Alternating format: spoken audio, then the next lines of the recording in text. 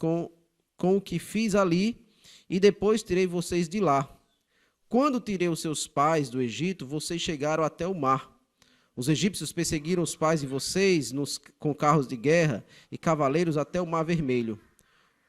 Os pais de vocês clamaram, e o Senhor pôs escuridão entre vocês e os egípcios, e trouxe o mar sobre eles, e o mar os cobriu. Vocês viram com seus próprios olhos o que fiz no Egito. Depois vocês viveram no deserto por muito tempo. Daí eu os trouxe à terra dos amorreus, que moravam do outro lado do Jordão. Eles lutaram contra vocês, mas eu os entreguei nas mãos de vocês.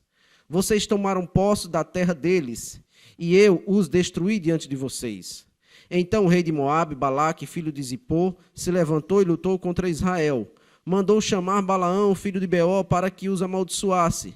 Porém, eu não quis ouvir Balaão, e ele teve que abençoar vocês, e assim eu os livrei das mãos de Balaque.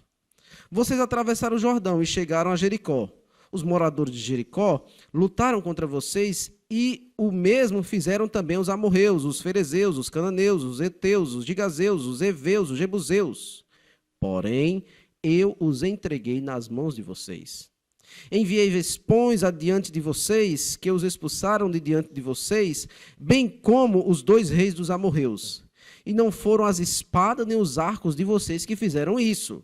Eu lhes dei uma terra em que vocês não trabalharam e cidades que vocês não haviam construído. Vocês estão vivendo necessidades e comem das vinhas e dos olivais que não plantaram. Agora, pois, temam o Senhor e o sirvam com integridade e com fidelidade. Joguem fora os deuses que os pais de vocês serviram do outro lado do Eufrates e no Egito, e sirvam o Senhor. Mas se vocês não quiserem servir o Senhor, escolha hoje a quem vão servir. Se os deuses a quem os pais de vocês serviram do outro lado do Eufrates, ou aos deuses dos amorreus em cuja terra vocês estão morando. Eu e a minha casa serviremos o Senhor. Então o povo respondeu: longe de nós abandonar o Senhor para servir outros deuses. Verso 17. Porque o Senhor é o nosso Deus. Ele é quem nos tirou, a nós e aos nossos pais, da terra do Egito, da casa da servidão. Ele é quem fez estes grandes sinais aos nossos olhos e nos guardou por todo o caminho em que andamos e entre todos os povos pelo meio dos quais passamos. O Senhor expulsou de diante de nós todas estas gentes, até o amorreu, morador da terra, porquanto nós também serviremos o Senhor, pois Ele é o nosso Deus. Então Josué disse ao povo: Vocês não poderão servir o Senhor, porque Deus é santo, Deus é zeloso. Deus não perdoará a transgressão e os pecados de vocês. Se abandonarem o Senhor e servirem deuses estranhos, Ele se voltará contra vocês e lhes fará mal e os destruirá depois de lhes ter feito bem.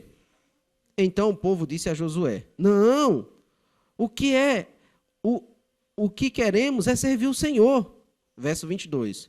Josué disse ao povo: Vocês são testemunhas contra vocês mesmos que escolheram o Senhor para servir. E eles disseram: Sim, somos testemunhas. Verso 23. E Josué continuou: Agora, pois, joguem fora os deuses estranhos que há no meio de vocês e incline o coração ao Senhor Deus de Israel. O povo disse a Josué: Ao Senhor nosso Deus serviremos e obedeceremos à sua voz. Assim naquele dia Josué fez aliança com o povo e lhe deu estatutos e juízos em Siquém. Josué escreveu estas palavras, primeiro, no livro da lei de Deus. Segundo, pegou uma grande pedra, e a erigiu, ou levantou, ali debaixo do carvalho que estava junto ao santuário do Senhor. Então Josué disse a todo o povo: Eis que esta pedra nos será testemunha, pois ouviu todas as palavras que o Senhor nos tem dito. Portanto, será testemunha contra vocês, para que não mintam ao Deus de vocês. Então Josué despediu o povo, cada um para a sua herança. Depois dessas coisas, Josué, filho de Num, servo do Senhor, morreu com a idade de 110 anos. Foi sepultado na sua própria herança, em Timnat-Sera, que fica na região montanhosa de Efraim, para o norte do monte Gaás. Israel serviu o Senhor todos os dias de Josué e todos os dias dos anciãos que ainda sobreviveram por muito tempo depois de Josué e que sabiam de todas as obras que o Senhor tinha feito por Israel. Os ossos de José, que os filhos de Israel trouxeram do Egito, foram sepultados em Siquém, naquela parte do campo de Jacó que Jacó havia comprado dos filhos de Amor, pai de Siquém, por 100 peças de prata, que veio a ser a herança dos filhos de José. Morreu também Eleazar, filho de Arão, e os sepultaram em Gibeá, cidade que pertencia a Finéias, seu filho, e que ele tinha sido dada na região montanhosa de Efraim. Aqui, irmãos, nós temos uma lição importante, que é a lembrança daquilo que passou. Eu gosto de história, porque a história me conecta às minhas origens, né? E história de modo geral. Tudo que passou é história, tudo que já se foi é história. Então, constantemente eu gosto de estar lendo história, porque isso me ajuda a lembrar muitas coisas do passado. A lembrar não, a saber o que aconteceu no passado e por que estamos onde estamos hoje, também em consequência de muitas atitudes que tomaram lá atrás. Eu estou falando de história secular, estou falando da história da minha família, estou falando de história de modo geral. Mas existe a história também, veja, e também tem mentiras, né? Nisso aqui tem a mentira, porque muitos escreveram com viés e também tem mentiras, e a gente tem que analisar bem autores, a quem nós estamos lendo. Mas a história verdadeira é a história do povo de Deus, é a história da palavra de Deus, porque essa não mente, o Senhor não mente. E aí nós podemos ler as Escrituras e ter certeza que aquilo que está escrito está sendo escrito ali e é verdade, né? O discurso bíblico não é um discurso ideológico, não é um discurso de um lado da história, mas é o discurso do que de fato aconteceu. Não há essa questão da parcialidade. E aqui nós encontramos, irmãos, uma parte da história sendo lembrada por esse homem que foi o líder de Israel, e ele começa essa história lembrando ao povo as bênçãos de Deus, as bênçãos do Senhor, no passado a Israel. Deus abençoou Israel grandemente no passado. E ele vai começar pela raiz. Então, ele está num lugar chamado Siquém. Esse lugar é o mesmo lugar onde Abraão, lá atrás, no capítulo 12, versículos 6 e 7, Deus fala para Abraão: olha, Abraão, está vendo essa terra, está vendo você está, um dia os seus descendentes vão receber essa terra. Lá no capítulo 12. O capítulo 15 vai falar sobre o sofrimento do povo. Deus fala com Abraão: olha, mas os seus descendentes vão primeiro ter que ir para o Egito, vão ter que sofrer. Então, tudo já estava dentro do plano de Deus. Então, Josué começa nesse local, em Siquém, que é um lugar significativo para o povo de Israel, porque Deus havia falado com Abraão, no capítulo 12 de Gênesis. E ele fala de Siquém, dizendo: olha, a terra que nós estamos é a terra que Deus prometeu a Abraão. Aliás, o livro de Josué, de ponta a ponta, é a promessa de Deus a Abraão da conquista da terra sendo cumprida, tá certo? Então Deus disse para Abraão: você vai, os seus descendentes vão entrar na terra, primeiro tem que ir para o Egito, falou do sofrimento, mas eles vão entrar na terra, isso é garantia, isso vai acontecer. E eles entram. Aqui Josué já está no final da sua vida, e como um líder que se preocupa e que está realmente envolvido com a liderança responsável, espiritual do povo de Deus, ele se preocupa com o povo temer a Deus. Então, no capítulo anterior, nós vimos ele chamando o povo para 3 coisas: para se esforçar, para se apegar e para amar a Deus. Os irmãos viram isso claramente. Josué disse: olha, minha gente, vocês vão, eu estou indo pelo caminho que todos os mortais vão. Eu estou morrendo, eu estou ficando velho. Então, busquem o Senhor, se esforcem, temam, se apeguem ao Senhor, amem a Deus. E aqui ele chama a liderança para dizer: olha, eu vou fazer uma recapitulação da história do nosso povo. Assim como esse Estevão fez lá, Josué vai fazer aqui. Estevão tinha mais conteúdo, né? Mas aqui Josué, o pouco que ele tem, ele vai transmitir ao povo. Olha, vocês lembram, nós fomos escolhidos. A nossa origem é lá em Terá. Por que Terá? Porque Terá é pai de Abraão, pai de Naó. Então nós estávamos no meio de um povo idólatra. Nós fomos tirados da idolatria para servir um Deus vivo e verdadeiro. Isso acontece com o crente também. Tessalonicenses vai dizer isso. Nós saímos da idolatria, deixamos de adorar esses deuses falsos para adorar o Deus verdadeiro. Então há uma ligação, uma semelhança entre a salvação de Abraão, Deus tirando ele da sua terra pagã, e a nossa salvação também. Todos nós éramos, por natureza, idólatras. E Deus nos tirou da idolatria. Olha, e ele vai falando para o povo, olha, nós saímos daquela região, Terá é a nossa raiz, e especialmente Abraão é o nosso tronco, e ele trouxe Abraão. E de Abraão, ele percorreu a terra, e aí ele remete a Gênesis 12, também ele multiplicou a descendência dele, dando-lhe Isaque. Ora, o primeiro filho de Abraão não é Isaque, é Ismael. Mas Deus, pela sua escolha, escolheu Isaque. Ele tinha o seu propósito. E ele escolheu Isaque para mostrar a Abraão que a sua escolha era superior e que a sua vontade se sobrepõe à vontade ou ao desejo de Abraão e da sua mulher que quiseram dar um jeitinho. Não é o que eu quero... Me dê água, por favor. E aí que foi buscar, né? Não é o que eu quero, não é o que eu penso, mas é o que Deus quer. Então, Abraão e Sara tentaram dar um jeitinho. Nasceu quem? Ismael. Mas não era Ismael. E aí veio Isaque. Aí ele vai dizer, olha... Deus deu Isaque. De Isaque nasceu Jacó e Esaú. De novo, a escolha de Deus se manifesta a esses aqui, porque Rebeca tentando dar um jeito, Isaque tentando dar o seu jeito também, não é?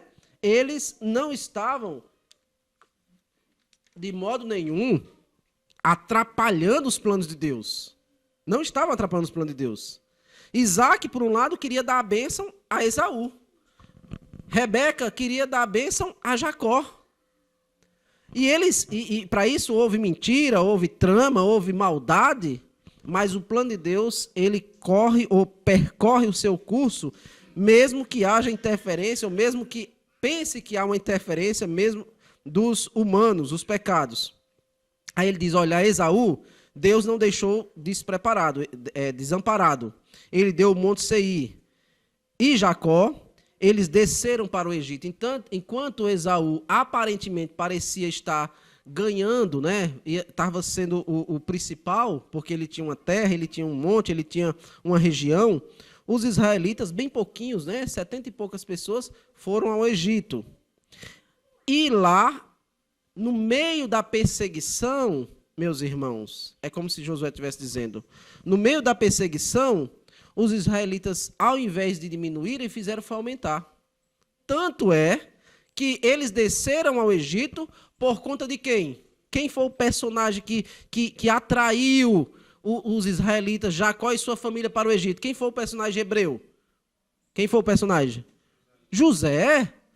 Deus, o Salmo vai dizer... O salmista vai nos dizer, quando nós lemos o Salmo, vai dizer que Deus enviou José na frente. Ele diz isso, foi Deus que me enviou à frente. Então, diante daquela fome, eles vão ao Egito. Lá no Egito, eles moram bem por um tempo, mas os governantes esquecem da história de José, e por esquecerem da pessoa de José, eles são ingratos. Ao invés de cuidarem dos hebreus, eles fazem perseguir os hebreus e querem matar os hebreus. Irmãos, a ingratidão é a fonte do virar as costas para Deus.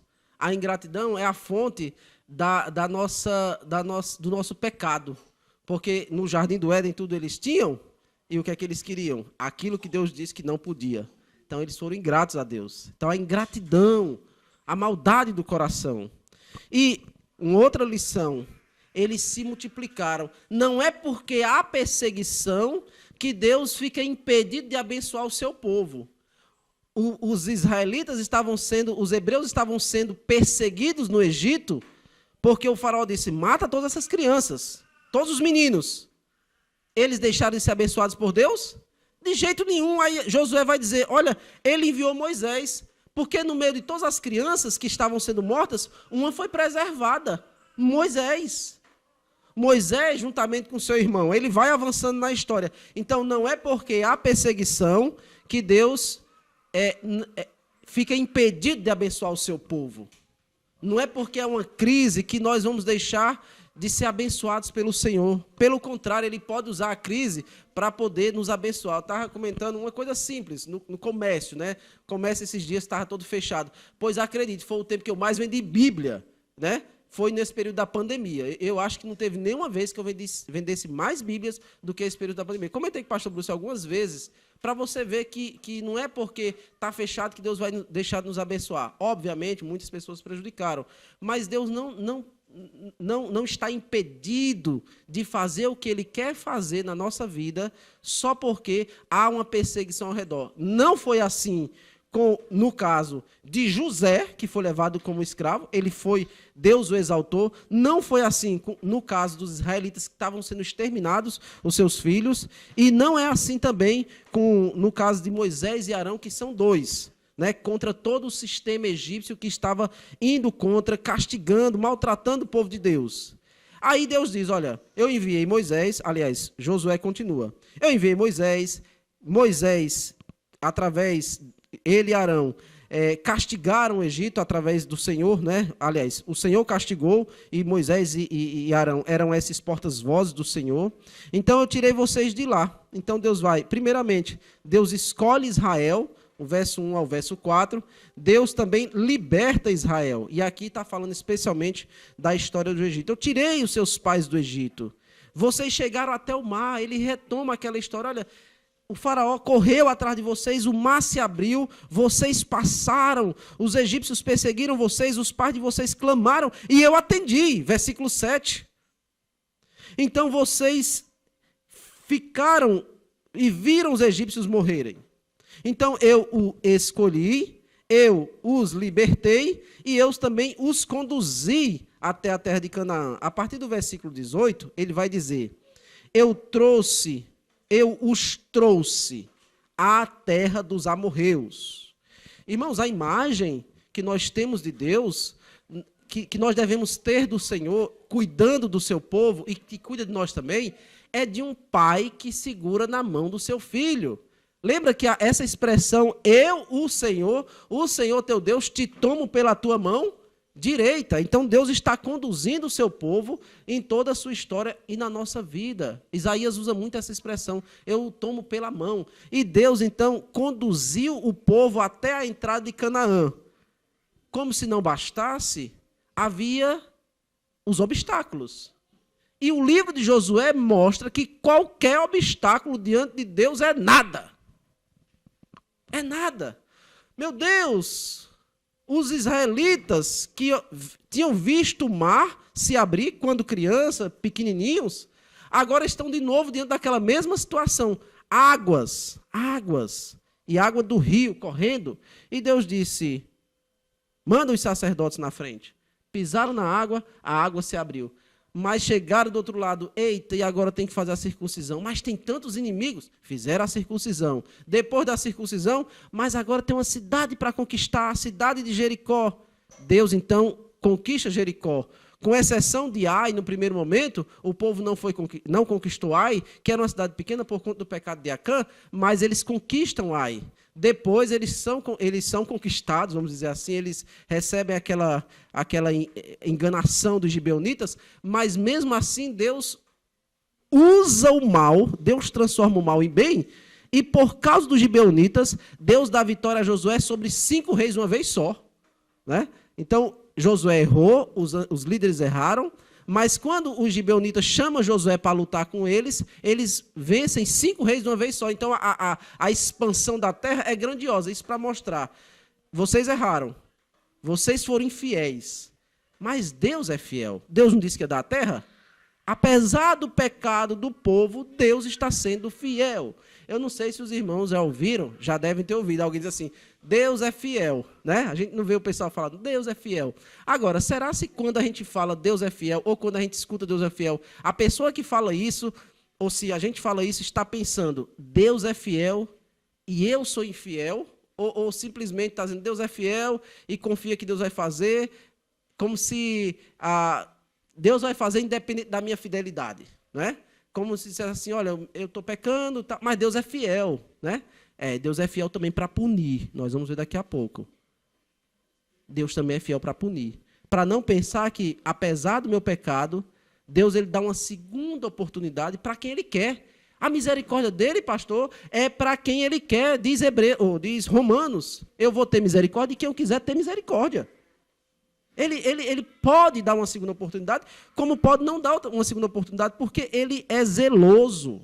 Ele é zeloso. E vai dizer isso aqui também. Então, Deus está conduzindo o povo.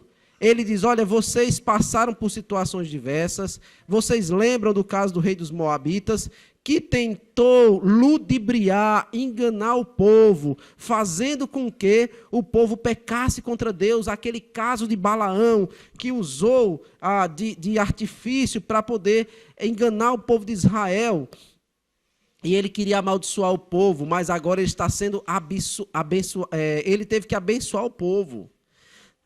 Deus conduziu o povo de Israel até dentro da terra, mas não somente dentro da terra, Deus entregou a terra ao povo.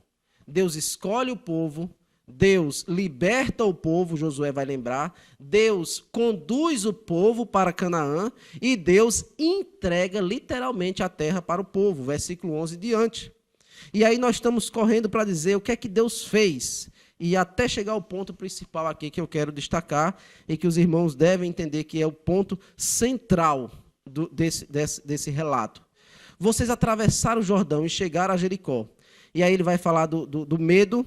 E eu quero destacar o versículo 12, que diz assim, enviei vespões adiante de vocês, que os expulsaram de diante de vocês, bem como os 2 reis dos amorreus, e não foram as espadas nem os arcos de vocês que fizeram isso. Eu lhes dei uma terra em que vocês não trabalharam e cidades em que vocês não haviam construído. Sabe o que é que Deus está dizendo? Deus levantou inimigos entre os próprios cananeus para que eles lutassem. Deus levantou os israelitas avançando rumo a Canaã e a ideia de vespões é como se eles estivessem com medo. O pavor tomou conta daquela nação, daquelas nações que estavam em Canaã.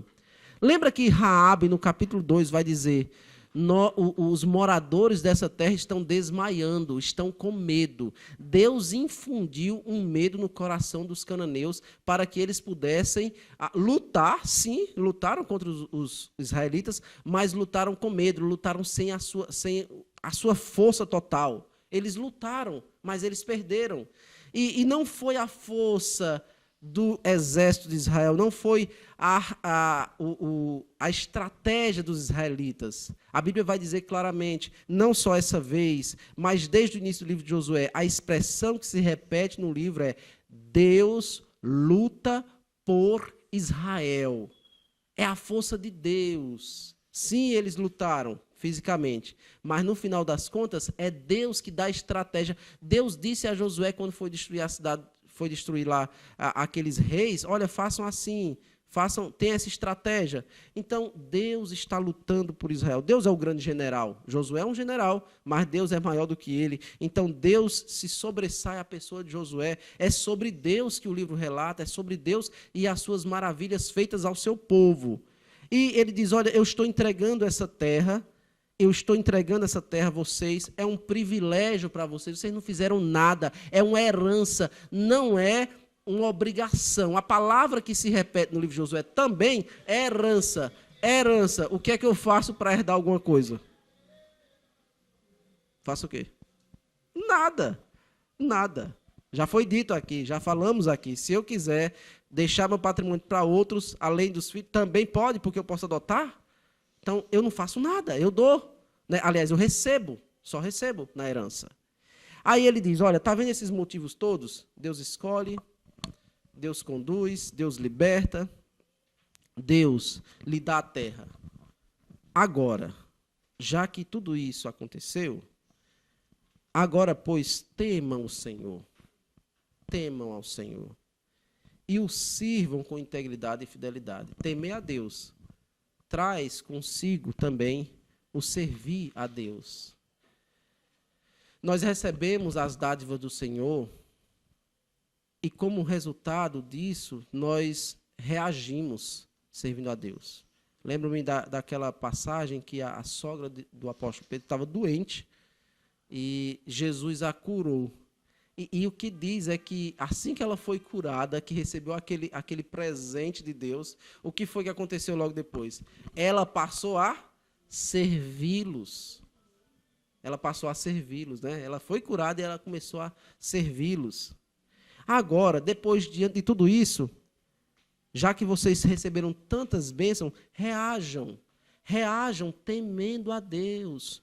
O temor a Deus e o serviço, mas não de qualquer jeito, não de forma relaxada, mas de forma íntegra e com fidelidade. E por que Josué abre essa parte do seu discurso, da sua pregação com essas palavras? Integridade e fidelidade. Porque ele sabe que o povo não está sendo nem íntegro e nem fiel a Deus.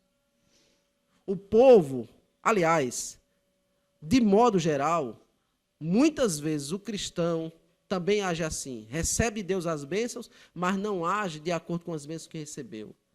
Lembra que o povo falou lá com Moisés, tudo que o Senhor, Deus falando no Monte Sinai, tudo que o Senhor disser, faremos. Moisés sobe, aí daqui a pouco quando Moisés desce, o que o pessoal está fazendo? Adorando um bezerro de ouro. Nós temos vontade de obedecer a Deus. Nós temos até o desejo. Eu quero servir a Deus e vou servir com fidelidade. Nós falamos. Eu falo. Mas a Bíblia diz, vigie e ore. O Espírito está pronto a fazer isso, mas a carne é fraca. Por isso nós precisamos vigiar e orar. Vigiar constantemente, estar atento ao que está acontecendo em redor, porque nós facilmente podemos ser enredados a adorar outros deuses. Olha, Arão era o braço direito de Moisés, e ele foi enredado pelo povo e adorou outros deuses. Não há forte que fique em pé. Aquele que está em pé, tenha cuidado para que não caia. Então, nós temos à disposição, até dizemos, olha, eu quero servir a Deus, eu vou servir a Deus, eu estou fazendo esse voto ao Senhor. Mas não é pela força da carne. Por isso, precisa vigiar e orar, para que não entre em tentação. Ele diz, sirvam com integridade e com fidelidade. E como é que demonstra isso? Como é que se demonstra que é a integridade e fidelidade? Nesse contexto aqui, Josué vai dizer, joguem fora os deuses que os pais de vocês serviram do lado do Eufrates do Rio e do Egito e sirvam o Senhor. Agora, não é só jogar fora, literalmente, jogar o ídolo fora, é também tirar do coração, né? Sempre lembra aquela história do meu pastor com outro pastor, que o pastor ficou revoltado, porque lá na nossa região é muito católico, né? Católico demais. E eles têm o que chama de santo. Então, quando alguém quer dizer que você está com a roupa muito enfeitada lá no Cariri, ele diz, rapaz, está mais enfeitado do que parede de santo.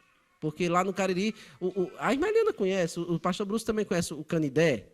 As paredes, você entra na casa de alguém, uma pessoa muito devota, muito temente, ela coloca santinhos, né, assim, imagens de personalidades católicas, colocam em toda a parede, aqui, lá na cozinha tem também, então para onde você anda tem.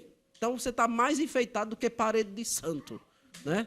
Então a ideia é, sim, o que eu vou dizer, esse pastor chegou e a pessoa tinha acabado de se converter e tal, e assim, ela estava no processo, de fato, da conversão, estava entendendo o evangelho, aí, no primeiro momento, ela tomou uma decisão, eu quero seguir a Cristo. Aí, quando chegou lá, o pastor viu, o pastor mais novo, disse, como é que pode, pastor, esses santos aí na parede? Não, eu não aceito isso. Eles conversando lá fora, depois da visita. Aí, o pastor mais experiente disse, meu caro e dileto colega, não adianta tirar da parede se não tirar do coração. Tá certo? Ela vai ter que, em algum momento, tirar da parede. Mas o tirar da parede é porque já aconteceu aqui. Então, Josué diz, olha, sirvam com integridade, jogando esses deuses fora. Literalmente, sim. Então, tirem. Não façam como seus pais. Mas, se vocês não quiserem servir o Senhor, escolha hoje a quem vão servir. Se os deuses a quem os vossos pais serviram do outro lado do Eufrates, ou os deuses dos amorreus em cuja terra vocês estão morando, eu e a minha casa serviremos o Senhor. O que é que Josué está dizendo? Ele não está dando opção, olha, vocês podem escolher aí quem é que vocês querem servir. Você quer servir o Deus de Israel, que fez tudo isso por vocês, escolheu, libertou, conduziu, deu a terra. Vocês querem servir a esse Deus ou querem servir a esses deuses aqui da terra que vocês estão habitando? Lembra? Isso aí, ele não está dando uma opção. Ele está dando um alerta. Assim como Moisés fez em Deuteronômio capítulo 6, que ele disse, cuidado para vocês não esquecerem o Deus de vocês, para vocês não se misturarem com esses deuses falsos, para vocês não se misturarem com a cultura daquele povo. Cuidado. Ele não está dando uma opção, olha, escolha aí quem vocês querem escolher, a quem vocês querem servir. Ele está dizendo assim, vocês têm que tomar uma decisão. Vocês vão ficar nessa, servindo a Deus, ao Deus verdadeiro, tentando servir o Deus verdadeiro e tentando servir o Deus falso? Vocês querem viver uma vida de santidade e ao mesmo tempo de pecado? Pecado, dizia Spurgeon, né? O pecado não terá sucesso com o Senhor. O pecado não terá sucesso com as coisas de Deus. Então, ou você vive uma vida de santidade, ou você vive uma vida de pecado. Ou você vai viver do jeito que você bem entende. Ou você faz a vontade de Deus, ou faz a sua vontade. Então, ele está chamando a atenção do povo. Vocês têm que escolher. Agora, eu vou dizer uma coisa para vocês. Eu não sei qual é a escolha de vocês. Eu não sei o que é que vocês decidiram no coração de vocês. Eu sei da minha decisão. Eu sei o que eu vou fazer com a minha família. Eu e a minha casa vamos servir ao Senhor. E vamos servir ao Senhor, aí volta para o verso 14. Do jeito que ele disse, vamos servir com integridade e com fidelidade. Isso demonstra que nós tememos a Deus. Então o povo disse. Aí você vai ver o povo falando o que ele fala, mas não fazendo o que ele faz. Fala o que Josué fala, mas não faz o que Josué faz. Eles são hipócritas. Eles dizem, não, longe de nós abandonar o Senhor e servir outros deuses. Não, nós também vamos servir a Deus, nós também vamos servir o Senhor. Nós estamos dispostos, Josué, porque Ele é o nosso Deus. Aí eles relembram a história, nos tirou da servidão e fez sinais, e nós expulsou o povo. Nós serviremos ao Senhor, final do verso 18. Então Josué disse, no verso 19, sabendo quem era o povo, ele disse, não, vocês não podem servir o Senhor, porque Deus é santo, é Deus zeloso. E a ideia de zeloso é que Deus é um Deus ciumento. Deus é um Deus que exige fidelidade total e exclusiva somente a Ele. Lembra da palavra que ele usou? A palavra que Josué usou foi apegue-se. A ideia de apegar é você estar junto. Você está junto. A mesma palavra usada lá em Gênesis, quando é dito, deixa o homem pai e mãe e se apega à sua mulher. A ideia é que Deus está casado, o povo deve estar casado, deve estar unido com o seu Deus. Né? Deve estar unido. E Josué está dizendo, olha, vocês não vão poder servir a Deus, não. Vocês não querem se unir a Deus. As práticas de vocês mostram que vocês não querem, de fato, servir a Deus. Por isso que ele diz no verso 14, sirvam a Deus com integridade e fidelidade. Vocês não mostram que são fiéis com integridade e fidelidade. Vocês não mostram. Eu vou servir ao Senhor. Ah, nós queremos servir também. Eles queriam receber os benefícios de Deus como servo de Deus, mas não queriam ser servo do Senhor. E diz, olha, aqui Josué diz, ele não perdoará a transgressão e os pecados de vocês, se vocês abandonarem o Senhor e servir outros deuses. Sabe o que Josué está dizendo? A mesma coisa que Jesus disse. Vai servir a Jesus? Faça o cálculo. É isso mesmo? É isso mesmo que você quer? Pense, porque quem servir a Jesus pode perder até sua vida. Faça uma análise. É isso mesmo que você quer? Pense bem antes. Irmãos, o evangelho fácil é aquele que diz, venha para Jesus, venha do jeito que você estiver, sirva do seu jeito. Não, não é assim. Servir a Jesus demanda apegar-se, esforçar-se e amar a Deus. Então, esse evangelho não é um evangelho fácil, não é uma graça barata, é um evangelho de sacrifício. Só que é um sacrifício que, no final das contas, diante de Deus é bom, perfeito e agradável. Né? Vamos lá. Continuando. Então ele diz, olha, vocês tenham cuidado. Deus não vai perdoar. Deus não vai perdoar. E se vocês se voltarem, ou se vocês ficarem no pecado, verso 20, ele vai destruir vocês, fazendo mal. E depois vai fazer o bem. Mas o povo continua insistindo.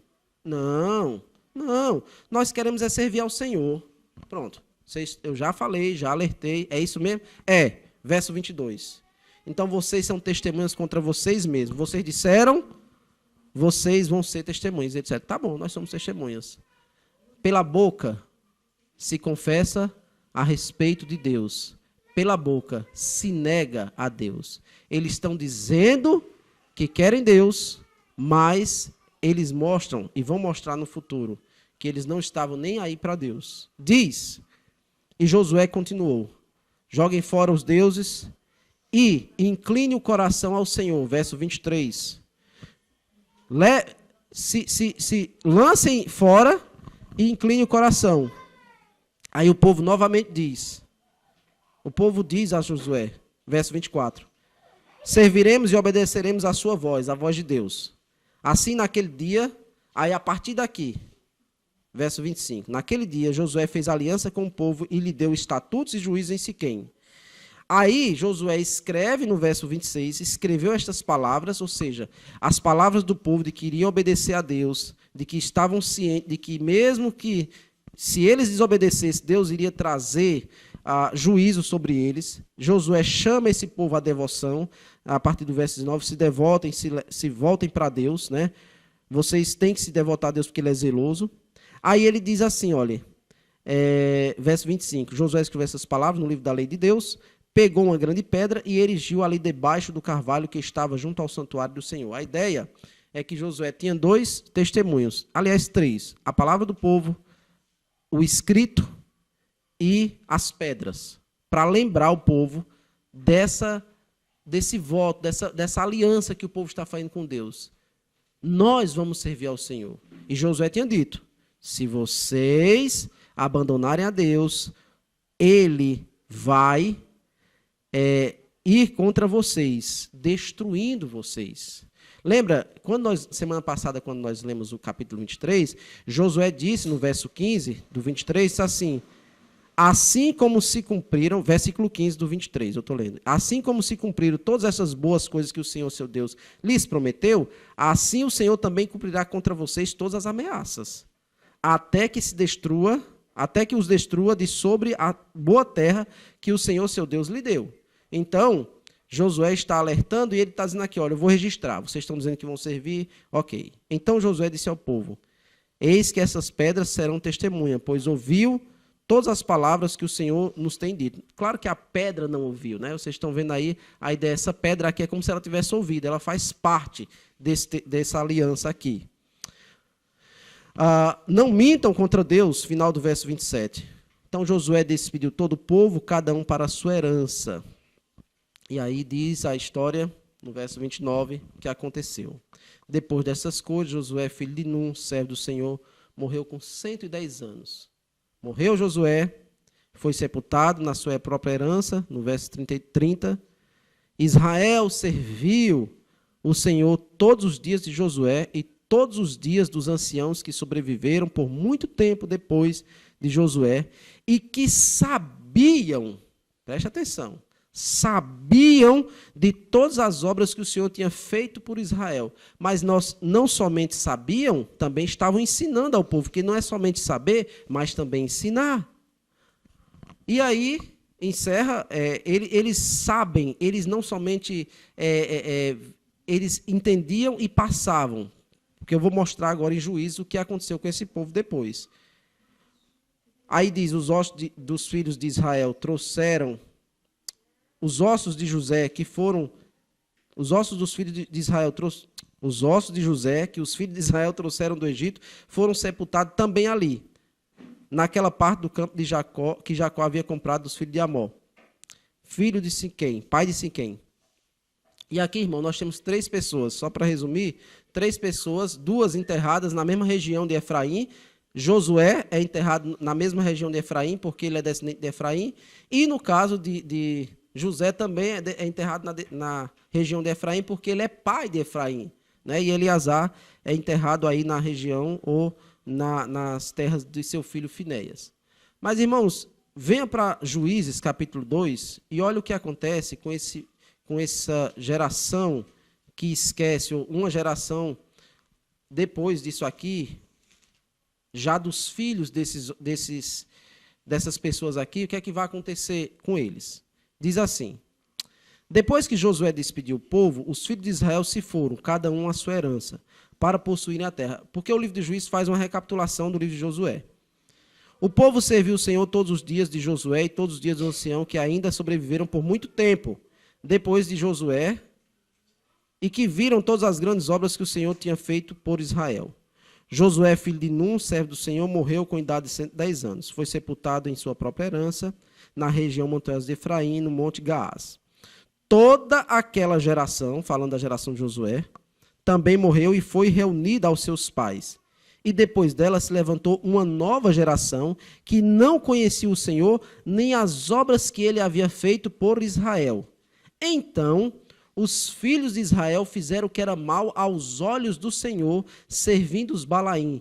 Deixaram o Senhor, Deus de seus pais, que os haviam tirado da terra do Egito, e seguiram outros deuses, os deuses dos povos que havia ao redor deles, e os adoraram e provocaram o Senhor a ira.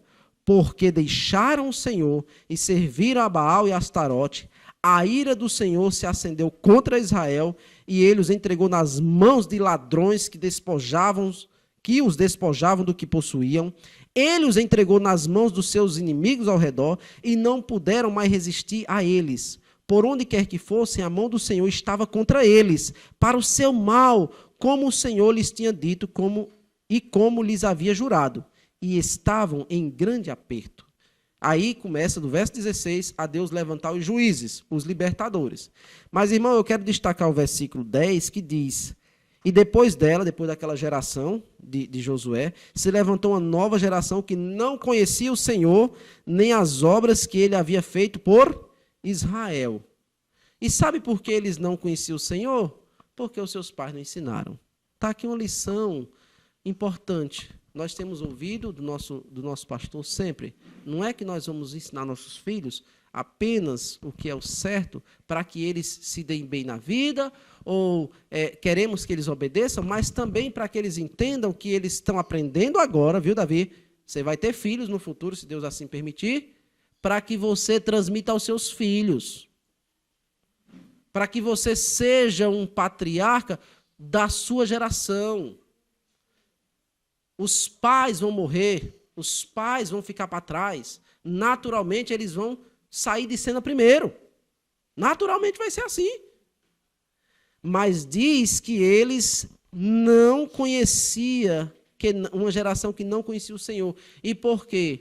Salmo 78, versículo 3, vai dizer: o que ouvimos e o que aprendemos, o que nos ensinaram nossos pais, aquele povo está dizendo: nós não encobriremos aos nossos filhos, contaremos à vindoura geração o que é que nós vamos contar? Os louvores do Senhor, o seu poder e as maravilhas que fez. 3 coisas. Nós vamos fazer isso.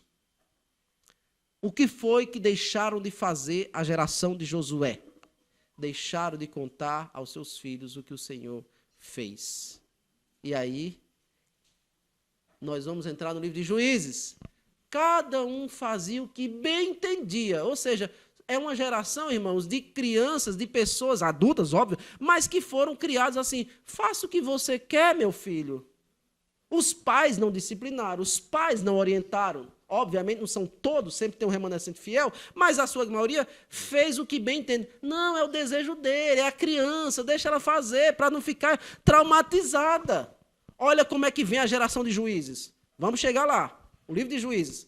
Cada um fazia o que bem entendia. Porque não tinha governo. Não era somente o governo de um rei, mas era governo da própria vida do povo. Cada um fazia o que bem entendia. Sansão, que foi orientado por Deus e seus pais, Manoá e sua mãe. Meu pai, eu quero casar com essa mãe. Meu filho, eu quero. Olha o espírito de Sansão. Ele foi influenciado e muito pela sua geração perversa, irmãos. Por quê? Porque os pais ouviram, sabiam e não passaram. E eu estou dando contraste.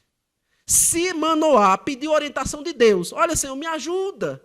Se ele que sabia, foi difícil criar o seu filho Sansão, imagina os outros. Imagina os outros. A nossa responsabilidade é ensinar, disciplinar, orientar. Se vão obedecer, não é nossa responsabilidade. Nossa responsabilidade é ensinar. Ah, mas pastor, pode ser que alguém diga que nós estamos fazendo aqui, oprimindo nada. Oprimido vai ficar o povo, vai ficar a nação, os descendentes desse povo aí que faz o que bem entende. Aí vem os povos e subjugam na época dos juízes. Eles sabiam, irmãos, eles sabiam, mas não transmitiram aos seus filhos.